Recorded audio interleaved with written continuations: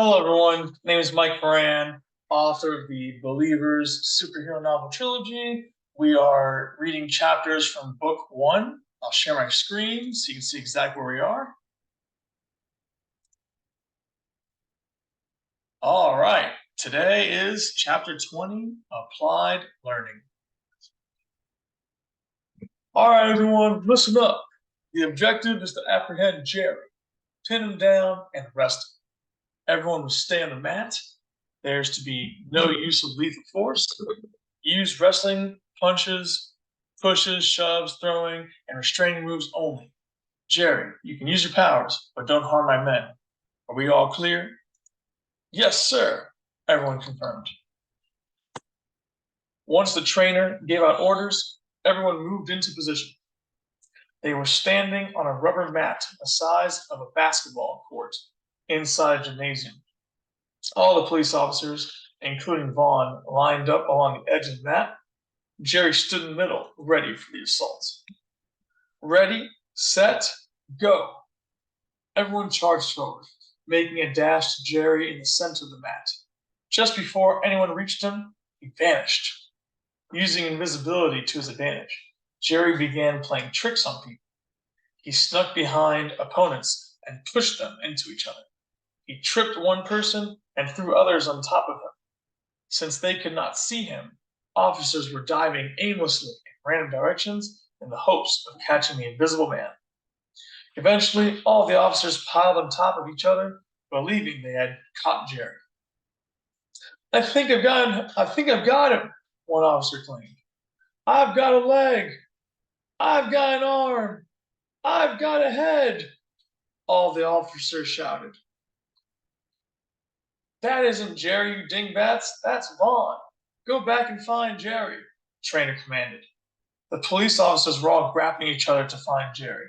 They caught him a few times, but he would easily teleport away and wrestle other people. Jerry was having fun and getting a great workout. This exercise was a safe way for him to practice using his powers and build more endurance. At the end of the training exercise, a few men were still wrestling Vaughn. He threw everyone off and walked over to Jerry. Vaughn's face became stern and focused, as if he wanted to settle an old grudge. Using a low and serious tone of voice, he said, Hey, we gotta talk. Jerry felt worried as he followed Vaughn into the locker room. He thought Vaughn was angry with him, but it was something much worse. Jerry, I overheard something. You're not gonna like it. What are you talking about? What's going on? Jerry asked. Bad news. Vaughn shook his head and replied. It turns out they never captured Little Red, the female gang member who attacked your family. Are you serious? Why not? Our cops are out of jurisdiction. They can't get into Dynamite City, Vaughn explained. Why can't Dynamite City police arrest her? They say we don't have solid proof it was her. Of course we do. She shot my father, Jerry screamed emotionally. But we don't have any evidence. It doesn't matter. She shot my father and should be punished. You're missing the point, Jerry. We need evidence, a weapon, blood, DNA, something to convict her, Vaughn reasoned. How about a confession?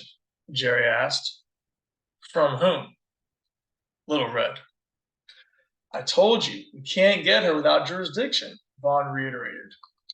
And even if we were allowed into Dynamite City, she could be hiding anywhere. We'd have to search the entire city just to find her, and that's assuming she hasn't moved around or skipped town. I can find her, Vaughn. You know I can. What are you, nuts? Don't you remember what happened the last time we went to Dynamite City? They'll kill you on sight. Not if they can't see me, Jerry replied. Vaughn was about to continue arguing, but then he paused and thought back to the training exercise. When Jerry used invisibility, it was impossible to find him. That meant Jerry could get into Dynamite City unnoticed. But how would he find Little Red?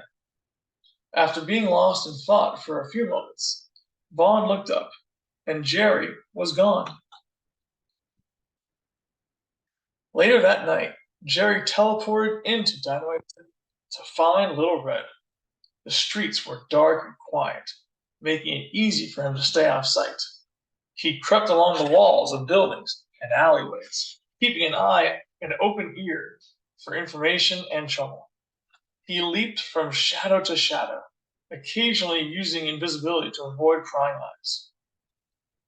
After an hour of searching, Jerry realized he had no idea where Little Red might be. Needing time to think, he found a closed shop, transformed into energy, and phased through the locked door. Coincidentally, it was the same store he had previously entered in Dynamite City, except the old man was not there this time. Jerry turned on the lights and looked around. Everything seemed in order, including general goods, the front counter, TV, and a chair behind the counter. Seeing the old man's store reminded Jerry of his father's business. His dad often took him to work on career day and other days when there was no school. Jerry would watch and learn from his father, do homework, or play games with him. He always felt safe and never worried about crime or danger at his father's office. The first time Jerry arrived in Dynamite City, however, he remembered the old man saying, "Nobody else is getting hurt in my store." That means the old man, Tanya, and others in Dynamite City had been victims of crime there. It made Jerry's blood boil. Now he really wanted to find Little Red. Trying to explore his memories, Jerry sat in the old man's chair and began to meditate. He thought about Little Red, Tanya, his parents, and everything else, hoping to find a clue that might help him locate Little Red. After a few minutes of meditation, Jerry felt an overwhelming sensation of sadness and regret. This negative energy radiated throughout the store, confirming Jerry's suspicion that something terrible had happened there. When Jerry felt those negative emotions, he began digging deeper, probing the store with his mind to uncover the truth. Suddenly, a wave of memories flowed through his mind, like a movie playing right before his eyes. He saw Tanya waiting in line to pay for her items. She grabbed a soda bottle out of a nearby fridge. Little Red walked up to her, said something, and then stabbed her with a knife. The old man tried to help, but Little Red gave him a hard look and then dragged Tanya outside, where two girls in black jackets began thrashing her. The old man knew if he interfered, his life and store would be in jeopardy. Having no other choice, he closed his windows, locked the door, and turned a blind eye to the horrific crime. The memories he was reviewing mentally belonged to the old man who owned the store. Jerry could see and feel them as if they were his own. They allowed him to tap into Little Red's energy aura and follow her like a radar tracking system. Jerry stepped out of the store and followed her energy aura through alleys and buildings. As he moved closer to her location, he could see and feel more memories, the pain and suffering of innocent people attacked and robbed by Little Red and her gang. Blood, tears, and graphic images of everything Little Red had done tormented Jerry's mind. He now knew more than ever that he had to capture Little Red for Tanya, his father, the old man, and her potential future victims. Soon, Jerry arrived at an abandoned apartment building with two cops standing in front. Jerry wanted to avoid trouble, so he closed his eyes, turned invisible, and phased through the wall. Inside, there were gang members with knives and guns, clearly a threat to civilians. They were sitting, walking around, talking, and carrying on with their usual business. Jerry wondered to himself, this must be the main stronghold for the gang members. Why are two cops standing guard outside? Jerry could see and feel Little Red's bright, strong aura. However, he also felt a powerful dark purple aura in the same location. While still invisible, Jerry cautiously walked upstairs and eventually reached a room with two gang members guarding the door. They were sitting in chairs, talking and sharing pictures on their cell phones. Little Red and the one with the mysterious dark purple aura were certainly inside the room behind that door.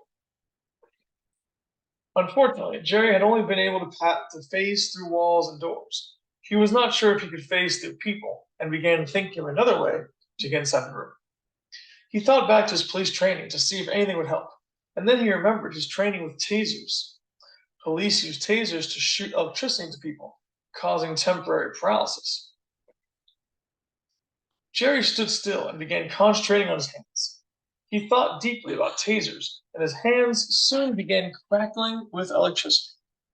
It was difficult and draining for Jerry to sustain multiple powers simultaneously, so his invisibility faded, and he looked normal again. Thankfully, the guards were too busy with their conversation with cell phones to notice. Jerry quietly approached and discharged electricity into them. Their bodies jolted violently and collapsed in their chairs. Now that he had paralyzed the guards, Jerry pulled them out of the way, turned invisible again, and phased through the door. Inside the room was a large TV on a wall and a couch with two people sitting together, Little Red and a man with a dark purple aura. This guy must be the gang boss, Jerry thought to himself. They were watching a comedy movie together, completely oblivious to Jerry's presence. He cautiously looked around to make sure nobody else could see or hear him, and then he silently tiptoed to the back of the couch. Jerry wanted to take care of both Little Red and the gang boss, but he was not sure if his trick would work on two people. Sticking to his original plan, he stealthily reached over, touched Little Red's shoulder, and teleported out of the room with her. Jerry and Little Red appeared together inside Captain Grimes' police station. There were numerous police officers and detectives carrying out their usual duties of paperwork and interviewing people. Little Red looked around in confusion and said, "Where am I? How did I get here?" She soon saw all the cops and began to panic. She looked at Jerry, recognized him, and pushed him away immediately. She made a dash to the nearest exit, but she did not make it far before two cops grabbed her for questioning. Jerry said, "That's Little Red, the gang member who attacked my family." "No, I didn't! He's lying!" Little Red exclaimed. She began screaming and fighting for her life. Police swiftly pinned her down, checked her pockets, and found a gun. Jerry looked at the nearest cop and said, "Tell Captain Grimes. He'll know what to do." The cop looked away for a moment, distracted by Little Red and all the commotion.